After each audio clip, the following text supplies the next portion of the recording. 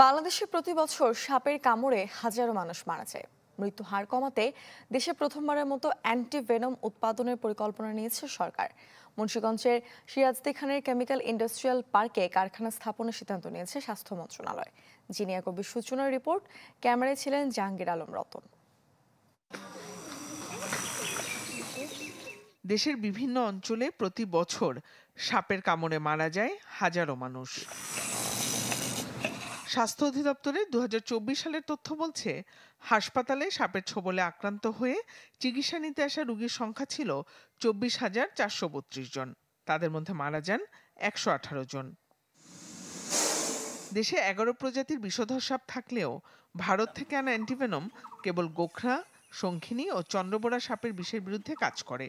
অন্য সাপের ক্ষেত্রে অ্যান্টিভেনম ভালো কাজ করে না, ফলে অনেক সময় মৃত্যু হয় রোগীর। বিশ্ব স্বাস্থ্য সংস্থার নির্দেশনা অনুযায়ী স্থানীয় সাপ থেকে তৈরি অ্যান্টিভেনমই সবচেয়ে কার্যকর। সে চিন্তা থেকে এসেনশিয়াল ড্রাগসের মাধ্যমে অ্যান্টিভেনম উৎপাদনের সিদ্ধান্ত নিয়েছে সরকার। ইতিমধ্যে মন্ত্রণালয় থেকে প্রতিষ্ঠানটিকে চিঠি পাঠানো হয়েছে।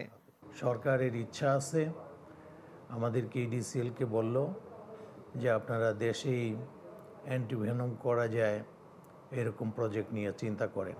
আমরা যদি নিজস্বভাবে এখানে তৈরি করি সিরাজদি খানের মুন্সিগঞ্জে, তাহলে বৈদেশিক মুদ্রা যেটা আমরা এখন ইম্পোর্ট করছি এটা সাশ্রয় হবে এবং জনগণের জন্য উপকার হবে, সহজলভ্য, অল্প পয়সায় পাবে।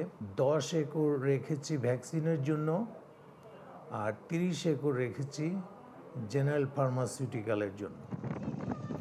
স্বাস্থ্য অধিদপ্তরের আর্থিক সহায়তায় 5 বছর মেয়াদী একটি অ্যান্টিভেনম প্রকল্প বাস্তবায়নাধীন রয়েছে। এখানে অ্যান্টিভেনামের একটা ইউনিট থাকবে, সেটা আমরা চিটাগাং মেডিকেল কলেজের যে ভেনম রিসার্চ সেন্টার আছে তাদের সহযোগিতায় এখানে আমরা পূর্ণাঙ্গ রূপে এবং আমাদের দেশীয় যে সকল ভেনোমাস স্নেক রয়েছে যে প্রজাতির, তাদের বিষকে অনুকরণ করে আমরা অ্যান্টিভেনম তৈরি করব।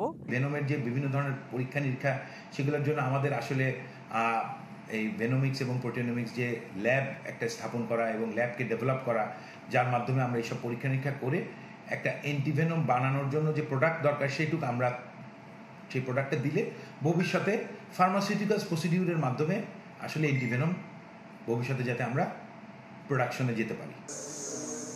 দেশীয় ব্যবস্থাপনায় অ্যান্টিভেনম উৎপাদনে বাড়বে সুরক্ষা, কমবে খরচ, বলছেন সংশ্লিষ্টরা। জিনিয়া কবির সূচনা, চ্যানেল 24, ঢাকা।